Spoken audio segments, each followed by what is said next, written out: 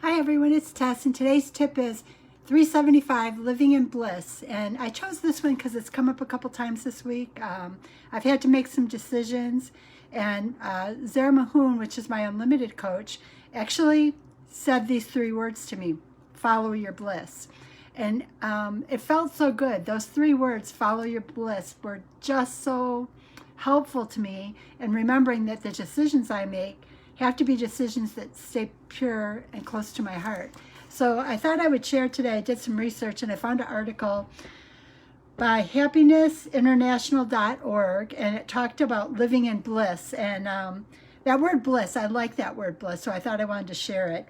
And what it kind of basically says is that bliss, what is following your bliss? What does that mean?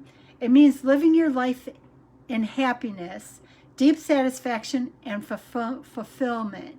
The idea of living in bliss, that phrase was first coined, at least according to this organization, by Joseph Campbell. He coined the phrase, follow your bliss. And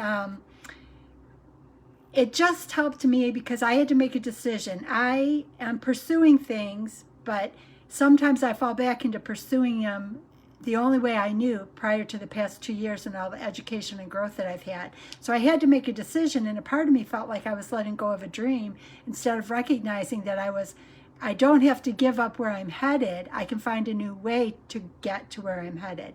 So that's part of what this is all about, is opening up new avenues, but the avenues that feel good and allow me happiness. And kind of what it says is, it explained bliss as, bliss is a deep, fulfilling, sustainable, driving need to be true to what feels good and right inside of you. And that was really important for me because I recognized that I was headed down an old path, which was going to lead to the same results that I've had. So I'm going to have to make adjustments, but that's okay. It can be fun and exciting. And I think that this life can be lived in a way where we pursue what gives us ambition and drive, and it doesn't have to be as painful as, at least in my case, it used to be. They talk about in this article, bliss is the pathway to the state of mind that gets you to happiness. So it's the expressway, it's the highway that will get you to a life of passion and happiness. And they kind of used 9 needs for happiness, 9 areas, because Tony Robbins talks a lot about like the 6 sustainable needs or the 6 necessity needs. Well, they're saying for happiness, for a person to have happiness, we have 9 needs. We have a need for well-being. We have a need for our environment around us to support us. And Doc V talks about that a lot. And if your environment around you is cluttered, then your mind is cluttered and you're not clear to invite the people in that you need to invite in. Pleasure. We want to have pleasure and enjoyment in this journey. Hello, whoever joined me. I know I'm late today, but I had some essentials running with Mom after I walked this morning.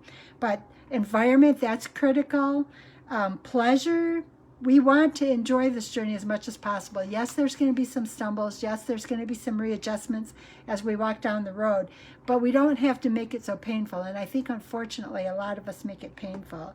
Outlook, the way we look at things. Like even for me, I've had to reevaluate how I look at things. I was headed down a path trying to achieve things on my new path using techniques from my old journey. And I've had to reevaluate that and realize I can still get to where I want to go, but I'm going to have to approach it in a little bit of a different way, because I was putting myself in a direction of handcuffs again, and I don't want to go that route.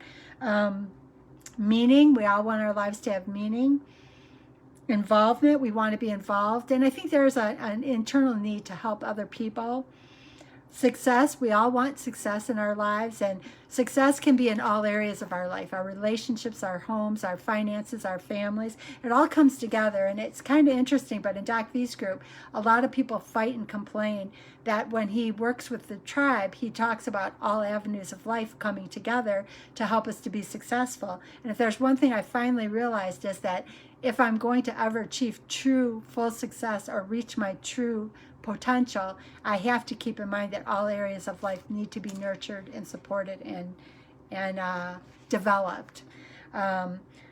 So just kind of to reiterate what it was saying, is that bliss, or following your bliss, is following a dream or following a burning desire or following a subtle calling.